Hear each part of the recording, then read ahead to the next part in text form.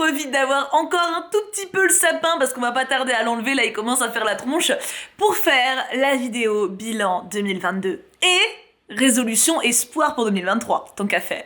C'est un rendez-vous annuel, il y a 2 périodes dans l'année où j'aime bien faire ce type de vidéo particulièrement, mon anniversaire en août et la nouvelle année. C'est les 2 caps, et ça tombe bien, c'est quasiment la moitié de l'année mon anniversaire, donc je m'en sors pas trop mal niveau timing. Ça me tient à cœur de faire ce type de vidéo parce que, bon, déjà j'ai pas de mal à me livrer à vous de manière générale, mais je sais pas, c'est un petit moment d'introspection et en même temps de partage que je trouve hyper précieux. Donc n'hésitez pas si vous avez aussi envie de partager votre vécu et vos envies dans les commentaires. J'adore ces petits moments où on échange mutuellement. Donc voilà, l'espace est là pour ça.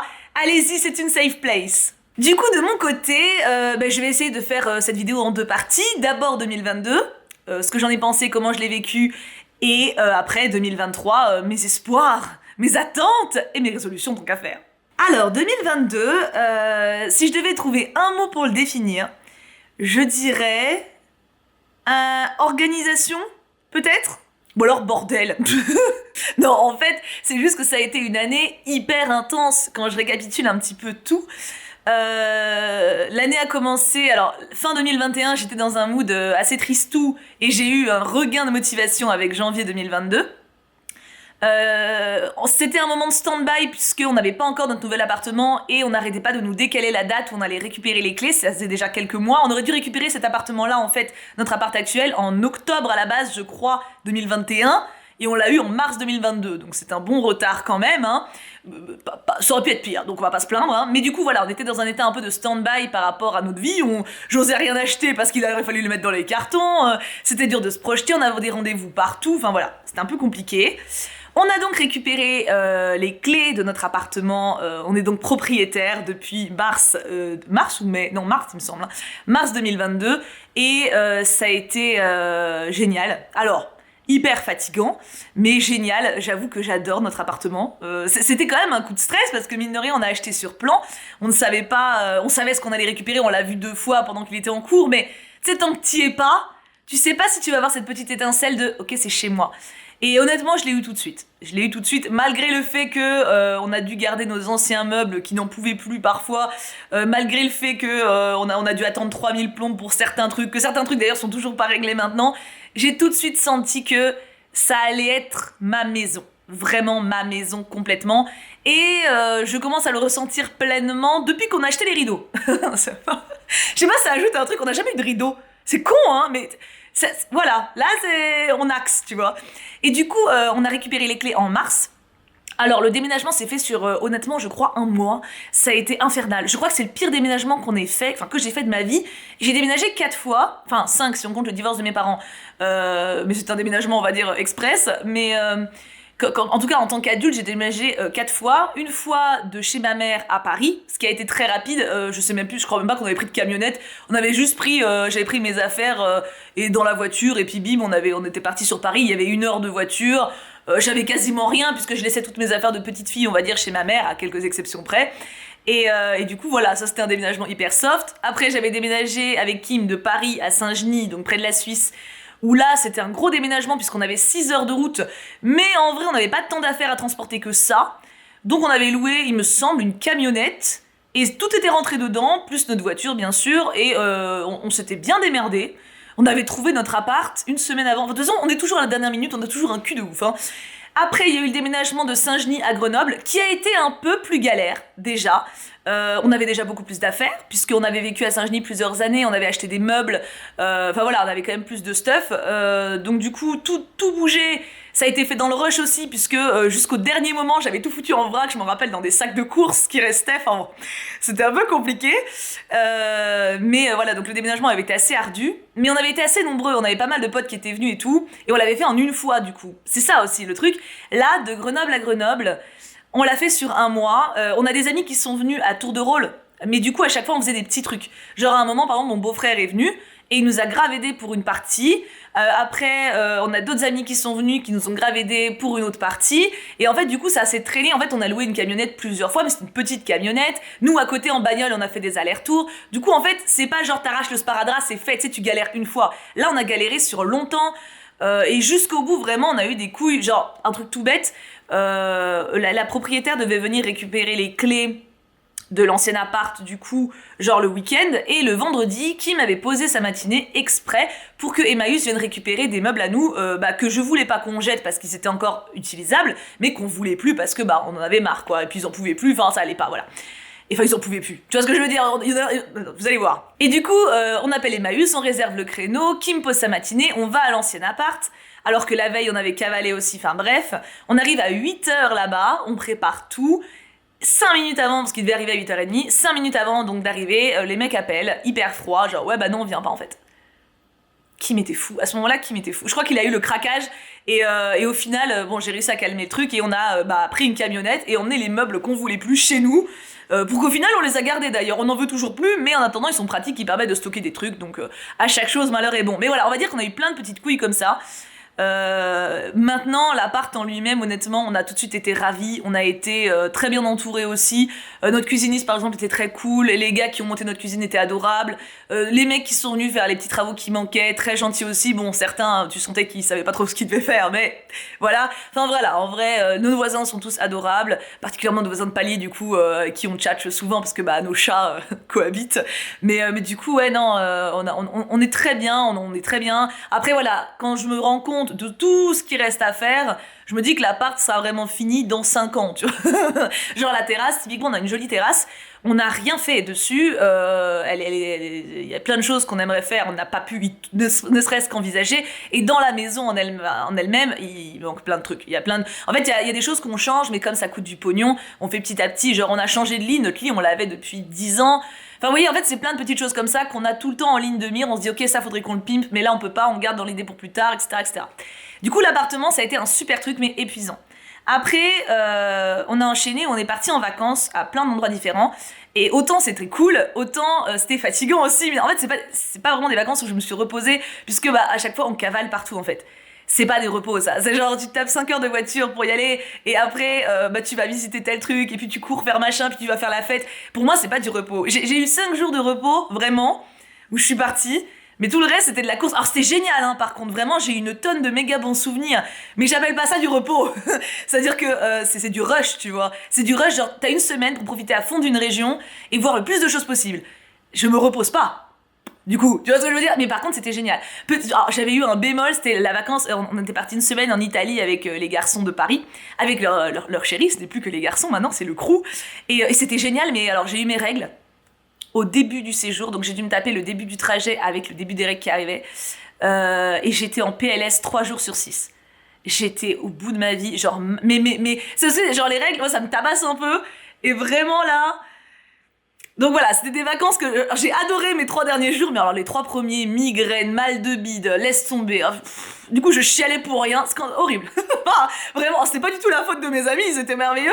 Mais heureusement, il y a eu les 3 derniers jours où j'ai pu m'amuser, faire la fofolle et tout, mais parce que même me baigner dans la piscine, j'avais pas envie quoi. J'avais trop mal au bide, et puis j'étais en mode non, mais j'ai pas envie d'aller dans l'eau froide là. Enfin, froide, tout est froid, tu sais, quand t'es pas track. Du coup, ouais, non, c'était compliqué. Mais voilà, c'était des vacances géniales. Toutes les vacances que j'ai passées étaient trop bien, simplement j'étais vraiment fatiguée en rentrant. On est à peine rentré des vacances qu'on a eu l'enterrement de vie de jeune fille et de garçon, puisque la semaine d'après, avec Kim, on se mariait. Oui! Et autant la journée était merveilleuse, autant les préparatifs, mine de rien, c'est pareil, tout mis bout à bout, c'était crevant. Alors Kim, pour le coup, s'est pas trop occupé... Non, on va être honnête, ne s'est pas occupé des préparatifs du mariage. C'était plus moi, parce que en fait, lui, il s'en foutait. Il validait, tu vois, mais voilà, c'était pas son truc. Donc je me suis occupée du livre d'or, des petits stickers, enfin des petits stickers, mais des polaroïdes, des machins. Heureusement, j'avais mes amis, putain, heureusement, amis et Modo d'ailleurs, qui m'ont énormément aidé. Et j'ai chopé ma robe, je crois, 1 mois avant la date du mariage. Et la semaine d'avant, je n'avais rien à part ma robe. C'est-à-dire que le vendredi d'avant le mariage, donc pas le vendredi la veille, mais le vendredi de la semaine d'avant, j'étais chez ma coiffeuse pour qu'elle fasse des essais. Parce que j'allais pas me faire un chignon kiki, tu vois, quand même, je voulais un minimum de trucs. Et elle me dit, alors, vous en êtes où? Je lui dis, j'ai ma robe. Et c'est tout. Elle a fait une tronche, elle a fait, vous êtes pas stressée, hein? Bah non, en vrai ça allait, mais genre j'avais pas mes chaussures, j'avais pas de rendez-vous pour les manucures, pédicures, là, machin, j'avais pas de bijoux, j'avais pas mon voile, j'avais pas de fleurs, j'avais pas réservé de bouquet, j'avais pas de truc de make-up, j'avais rien à part la robe. Mais j'avais la robe, donc j'étais tranquille. Et en plus, la robe, pareil, je me suis pris une petite robe sur Zalando. Je crois qu'elle m'a coûté 150 balles. C'est une petite robe blanche, tu vois, jolie. Mais elle faisait un peu mariée quand même, tu vois, et j'avais vraiment kiffé. Donc j'étais très contente de ma petite robe. Et du coup, bah, en fait, j'ai tout chopé dans la journée du vendredi avec deux, trois trucs encore un peu après. Enfin, en gros, tout le mariage s'est un petit peu fait. Le seul truc qu'on avait réservé, du coup, c'était bah, le lieu. C'était un restaurant, on avait privatisé un restaurant. Très cool, un peu gastronomique, mais pas un truc de ouf non plus, quoi. Et c'était vraiment sympa. Au final, le jour du mariage était génial. J'étais vraiment dans une bulle. J'étais pas stressée du tout, par contre. Mais alors, autant les préparatifs d'avant, j'étais en mode, bon, par contre, faut peut-être que je chope les trucs, tu vois, genre, ça serait bien que je les ai. Autant le jour même, on bat les couilles de tout, vraiment, genre, pas de panique à mort, tu vois, genre, si quelqu'un me fait chier, bah ça, le regarde, il dégage. Vraiment, j'étais très très zen. Et c'était une journée géniale, on a eu des câlins de partout, on voit la tenue, pas ma coiffure d'ailleurs. Et en fait, c'était un mariage, on était 37, et c'était que des gens qu'on aimait très fort et qui nous aimaient très fort aussi, donc en fait, c'était une soirée entre potes et famille, mais avec on va dire un gros truc, une grosse fête, tu vois, on va dire. Et c'est très convivial, très cocooning, et tout le monde a passé un très bon moment, on a eu que des retours hyper doux, et c'était exactement ce qu'on avait en tête avec Kim, donc ça c'était trop cool.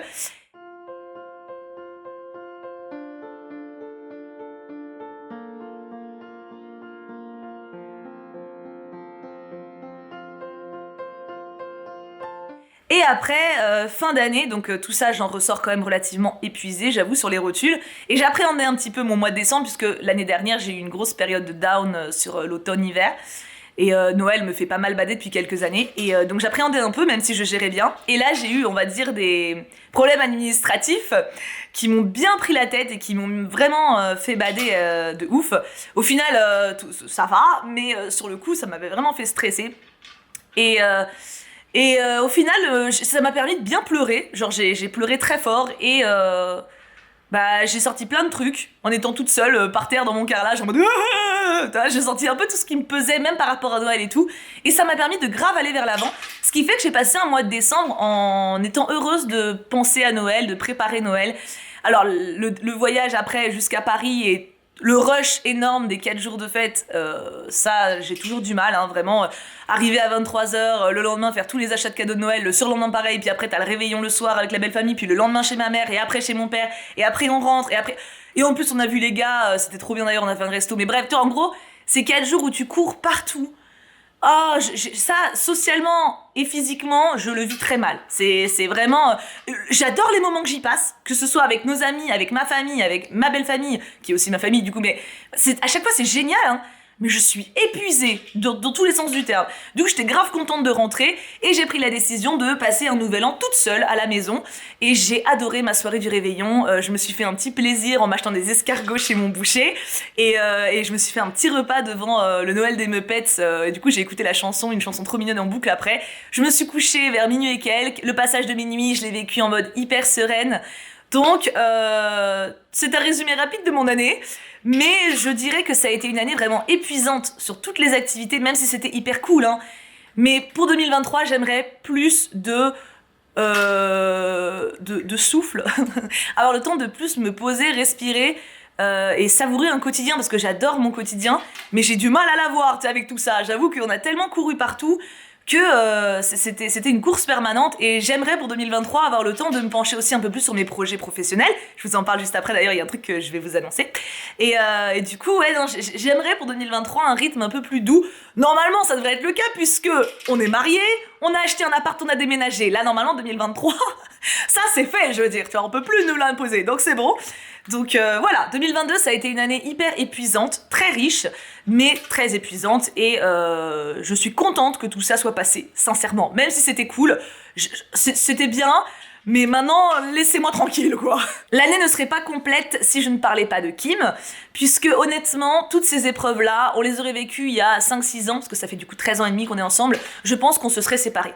Je comprends pourquoi on dit aux couples qui vont se marier, si vous survivez à la préparation du mariage, vous êtes fait pour vivre ensemble. Je comprends. Alors nous, on a eu la chance en plus d'être sur la même longueur d'onde par rapport au mariage, on voulait la même chose, on avait les mêmes envies. Je voulais pas un mariage de princesse et lui un truc où avait rien du tout, par exemple, tu vois, on voulait tous les deux quelque chose de très simple. Je sais que j'ai des copines, Bon, si tu leur dis que leur mariage, il y aura, c'est pas, on dépense pas beaucoup de thunes et on réserve juste un resto, par exemple, c'est pas du tout leur vision du truc. Et c'est totalement ok, tu vois. Mais du coup, quand t'as les deux dans le couple qui veulent pas la même chose, déjà ça c'est compliqué. Ne serait-ce que, c'est le cas d'un couple d'amis, un mec qui veut toute sa famille et sa chérie qui veut un tout petit cercle. Déjà là, c'est un problème, tu vois. Mais voilà, c'est vraiment, c'est compliqué. Et nous, on a dû avoir le stress du déménagement, qui était honnêtement une période, je m'attendais à ce qu'on s'entretue, hein, parce que les déménagements d'avant, à chaque fois on s'embrouillait. C'est normal, c'est des périodes où t'es fatigué, tu sais, tu dois gérer ta tension, tous les rendez-vous, le travail à côté, t'es éclaté, t'as le temps de rien faire, t'as pas le temps de t'amuser, t'es à fond dans un truc. Nous, ça a duré en plus sur des semaines. Honnêtement, je m'attendais à ce qu'on s'écharpe. Pas du tout. Je crois qu'on s'est pas embrouillé une fois pendant la période du déménagement. Non mais je lui disais, hein, mais c'est fou, je sais pas ce qui nous arrive, nous sommes devenus mûrs, on s'est pas embrouillé, au contraire, on était hyper solidaires et quand je lui disais que j'en pouvais plus, parce que bah forcément je travaillais à la maison, donc c'était souvent moi qui gérais les rendez-vous, etc., il prenait le relais sur d'autres trucs et franchement on a été un super duo sur ce coup-là. Et pour le mariage, on s'est pas embrouillé du tout, à part juste après le mariage. Il y a eu 2 jours après le mariage, en fait on a été trop sollicités socialement je pense, parce qu'il y a eu l'enterrement de vie de garçon et de jeune fille la semaine d'avant, la semaine de préparation de mariage où des amis sont venus pour nous aider, etc., pour les derniers jours, le mariage avec des amis qui sont restés un peu plus longtemps après, et en fait vraiment quand nos amis sont partis, on était crevés, et on s'est embrouillé de ouf. On s'est embrouillé de ouf à ce moment-là. Du coup j'étais en mode ok, ça valait la peine de se marier. Je rigolais un peu dans ma tête, tu vois, parce que je me doutais que c'était le contre-coup, voilà, c'était pas agréable, mais voilà, mais ça a duré, voilà, on a eu 2 jours de tension et après ça s'est calmé tout de suite. Donc faut pas avoir peur des embrouilles comme ça, enfin quand t'es ensemble depuis un moment, je pense que tu le sais, tu vois, quand t'es fatigué, tu sais que c'est des trucs où t'as besoin de lâcher la vapeur en fait, et que c'est pas l'autre le problème, c'est la fatigue, le cumul quoi. Et donc, je dois te dire, pour faire une vision complète de mon année, que Kim a été incroyable. Enfin, notre couple a été incroyable pendant cette année. J'en ai parlé il y a pas très longtemps quand je parlais de ma vision du mois de décembre, mais Kim, c'est vraiment devenu mon +1. Alors qu'avant, je le laissais... Enfin, c'était mon +1, bien évidemment, mais avant, j'osais pas autant me confier à lui, m'ouvrir à lui. Là, maintenant, j'ai plus de mal à le faire. Et surtout, il est tellement à l'écoute, il est tellement réceptif. Purée, j'aurais jamais imaginé ça il y a quelques années, hein. Vraiment, c'était impensable. Et mais parce que je m'ouvrais pas à lui, du coup lui, il avait tendance à être assez dur aussi. Enfin, c'est un mélange, vous voyez. Et maintenant, on est tellement en harmonie, on est niais. On est niais, c'est-à-dire que genre, on bosse la journée, on est content de se retrouver le soir, mais on est vraiment content. On se manque, là il me manque. Alors, ce qui ne veut pas dire qu'on fait pas des bails séparément, hein. Clairement, j'ai besoin de ma bulle, lui aussi, clairement. Mais on a vraiment plaisir à vivre les choses du quotidien. C'est pas une routine. Tu sais, genre avant, je sais pas, par exemple, on se regardait souvent une série le soir en mangeant. Avant. Mais on faisait ça en mode... limite, on se parlait pas trop, tu vois, genre c'était une routine. Là, maintenant, c'est un vrai plaisir. Genre, on savoure, on kiffe les moments. Et des moments, on s'arrête de faire un truc, on fait « Oh, je t'aime », on se fait un bisou. Vraiment, on est niais. On est niais. Mais c'est très bien. Mais du coup, vraiment, le gros plus pour moi de cette année 2022, ça a été, encore une fois, mon évolution de ma relation avec Kim, et j'ai l'impression vraiment que c'est de mieux en mieux, et qu'on est de plus en plus complices, il est de plus en plus ouvert, de plus en plus à l'écoute, de plus en plus compréhensif. Moi, du coup, j'essaie de l'être aussi de plus en plus, hein, et vraiment, le duo qu'on forme maintenant, je m'imaginerais pas avec quelqu'un d'autre, quoi. C'est impensable. C'est impensable. Ouais, c'est vraiment ma moitié. Je pense que j'ai plus peur de le dire. J'ai toujours un peu peur, tu sais. Des fois, je me fais des films, genre imagine, il meurt. Du coup, je me fais pleurer toute seule. Donc voilà, il y a toujours cette peur, forcément, quand tu t'attaches à quelqu'un, que ça s'arrête. Mais c'est tellement beau. C'est tellement beau que ça vaut la peine, quoi, de prendre le risque.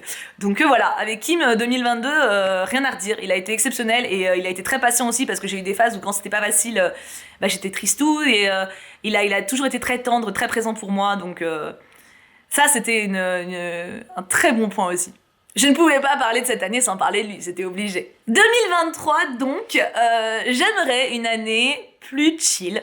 J'avoue que j'aime beaucoup le mood dans lequel je suis, dans lequel j'évolue depuis plus d'1 an maintenant, en fait. Depuis que je me suis rendu compte de certaines choses sur moi, que j'essaie de travailler sur moi, de m'ouvrir davantage, de m'écouter aussi, sans forcément trop m'écouter non plus.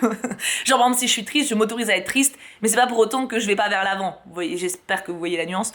Et du coup, pour 2023, ouais, j'aimerais bien avoir le temps de m'écouter encore davantage, d'avoir un rythme un peu plus doux, d'avoir le temps aussi, comme je l'ai dit, de travailler davantage sur des projets qui me boostent et pas juste d'être dans une routine. Et d'ailleurs, pour ça, j'ai une annonce à faire. J'ai hâte, je vais le faire maintenant, mais j'ai hâte de vous le dire. Pour ceux qui étaient là au stream caritatif que j'avais fait début d'année dernière, j'avais mis en contrepartie très très haute que si on atteignait je sais plus combien, je créerais une chaîne sur les livres. Alors je l'avais mis exprès en très très haut parce que je savais qu'on l'atteindrait pas, mais c'est pas pour rien que j'avais mis ça en contrepartie potentielle, c'est que j'avais l'idée, mais j'osais pas me lancer et je savais pas trop comment faire ça, comment m'organiser, etc. Et là en décembre du coup 2022, je me suis dit, hey, en fait, il y a plein de chaînes que j'ai envie de faire, d'alimenter, de créer, dédiées à une thématique. Et du coup, je les ai créées. Alors, j'en ai créé 2, et il y en a une 3e que je veux créer, mais j'ai pas encore le nom, donc du coup, elle est pas créée. Je vais vous en parler que d'une pour le moment. J'aimerais créer les 3, en fait, pas pour lancer les 3 en mode bim, je fais plein de trucs. C'est juste que quand je les vois dans mon petit onglet de chaîne, elles sont là. Et elles me rappellent mon envie. Ça se trouve, je vais pas les lancer les 2 autres, hein. De toute façon, il y en a une qui n'est pas encore créée, mais au moins, tu vois, elles sont là. Et ça me rassure par rapport à mon envie. Je me dis, je ne l'oublie pas, cette envie. Elle est présente, et quand je me sentirai prête, j'irai.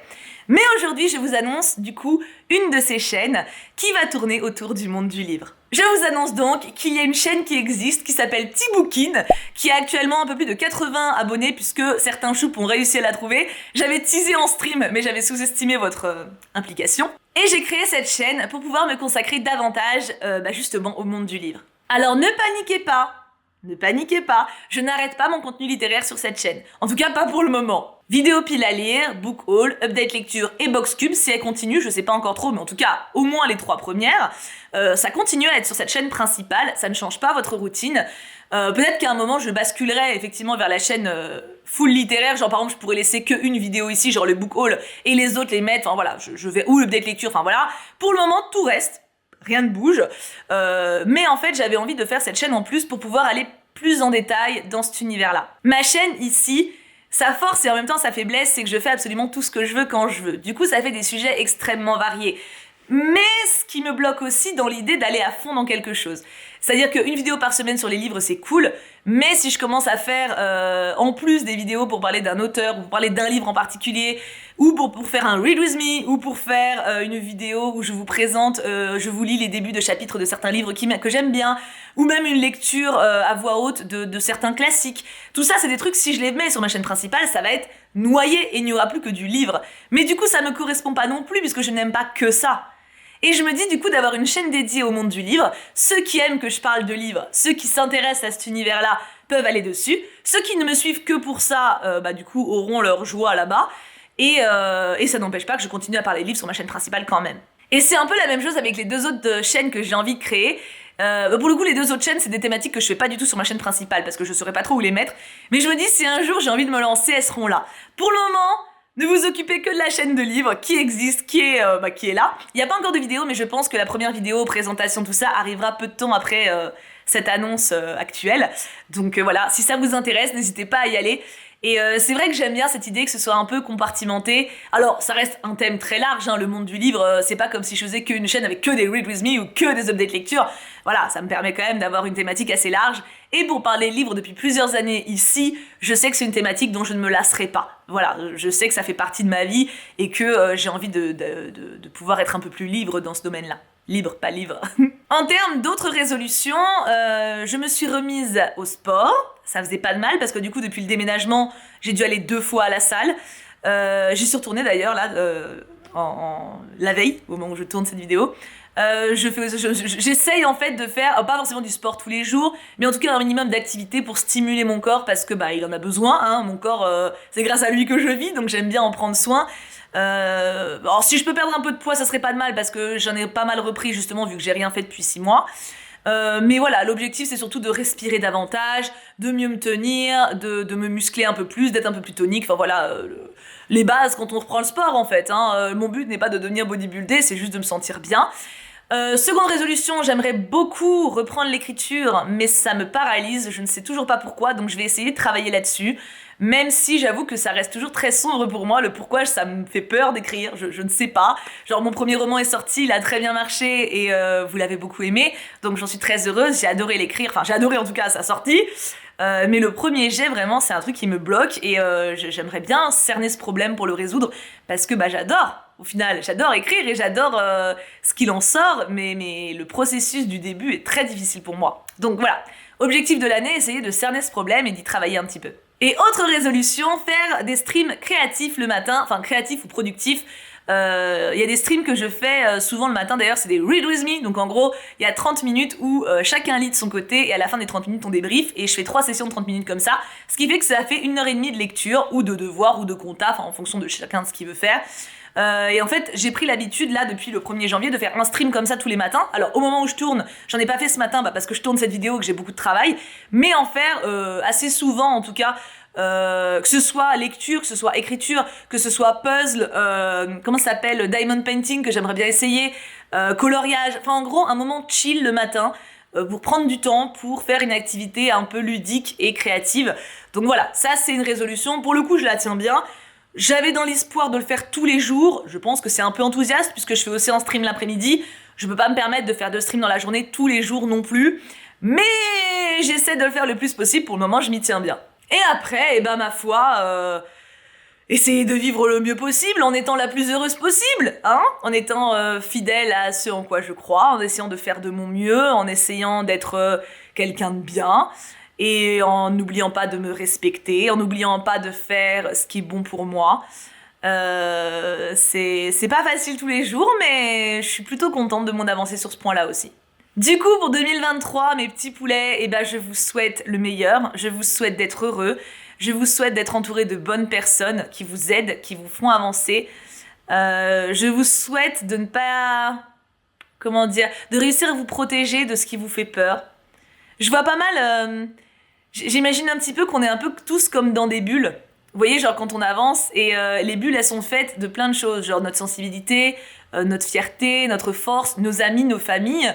qui enfoncent ou pas la bulle, hein. Et il y a des gens dans ta vie qui vont t'aider, qui vont essayer de renforcer un petit peu ta bulle, qui vont t'apporter des briques, on va dire. Et t'as des gens, au contraire, qui vont des fois te faire du mal, qui vont essayer, consciemment ou pas, de percer cette bulle. Et en fonction de sa résistance, il rentre ou pas. Je sais pas si vous voyez, mais j'ai eu cette image hier quand j'y pensais et je trouvais ça vachement parlant.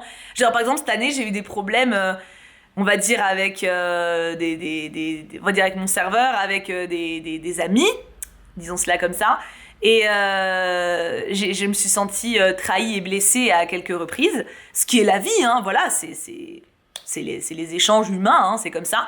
Et en fait, le truc, c'est que ça m'a fait de la peine, mais je sais pas si vous visualisez, genre, c'est comme si la main essayait d'atteindre, genre pour faire vraiment de la peine, mais que c'est repoussé par le bouclier. Bouclier aussi constitué de Kim et de mes chachous, par exemple, et de vous, entre autres. Et en fait, en gros, je trouve que cette bulle-là, il faut réussir à laisser les gens rentrer, mais réussir à les expulser très vite s'il y a un problème. Et je trouve que la métaphore est pas mal, parce que du coup, je vous souhaite à tous une très belle bulle. J'aime bien. Les bubbles, les bubbles. Le mec dans Nemo avait tout compris en fait. Enfin le mec, le poisson. Je vous souhaite donc de très belles bulles pour 2023. Je vous souhaite de vous laisser aimer par les gens qui le méritent. Je vous souhaite de réussir à vous éloigner des personnes qui vous font vous sentir mal. C'est pas toujours facile. Sans forcément les rayer de votre vie, mais juste prendre du recul. Et puis si nécessaire, faire plus, mais voilà. Je vous souhaite plein d'amour. Plein d'amour, plein de rire. Plein de partage. J'ai hâte, encore une fois, de voir ce que cette année nous réserve. Ça commence à faire un paquet d'années que je passe avec vous, je ne m'en lasse pas, je crois que je m'en lasserai jamais. J'ai hâte de voir tout ce qu'on va découvrir, tous les livres, tous les films, tous les reportages. J'ai hâte de voir un petit peu ce qui va me passer par la tête comme nouvelle lubie aussi, parce que me connaissant, tout est possible. Je vous souhaite du fond du cœur tout le bonheur du monde, une merveilleuse année 2023, plein de bonheur et la force de surmonter les problèmes qu'il y aura, parce que malheureusement on en a tous, hein, mais ça fait du bien des fois. Mine de rien, je vois tous les problèmes que j'ai vécus cette année, ils m'ont fait du bien pour le coup. Je pense que c'est la première fois que j'ai réussi à les affronter et à ce que ça m'apporte vraiment quelque chose, sans que ça me plombe. D'habitude ça avait tendance à me plomber et je portais mes problèmes passés comme un fardeau, donc j'arrivais pas à me délester. Je pense que ceux qui me sont arrivés cette année, j'ai réussi à les traiter, à les assimiler, et à en faire sortir quelque chose de meilleur. Et honnêtement, c'est tout ce que je vous souhaite. J'ai même pas envie de vous laisser en vrai. Bon, mais on se retrouve très très vite. N'hésitez pas à me suivre du coup sur Twitch. Si jamais c'est totalement gratuit, n'hésitez pas à télécharger la plateforme si vous l'avez pas encore. Je fais au moins un stream par jour. Un stream, c'est un direct. Et ça permet quand même d'avoir des relations beaucoup plus profondes et beaucoup plus partagées. Il y a un échange qui est immédiat et qui est vraiment hyper cool.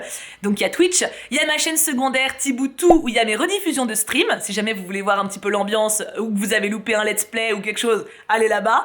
Et il y a maintenant du coup ma chaîne Tiboukin où on va pouvoir parler de livres un peu plus en profondeur. Je vous fais 1000 bisous, je vous souhaite plein de bonheur et vive 2023! On attend le meilleur pour cette année. Mouah, je vous aime très très fort.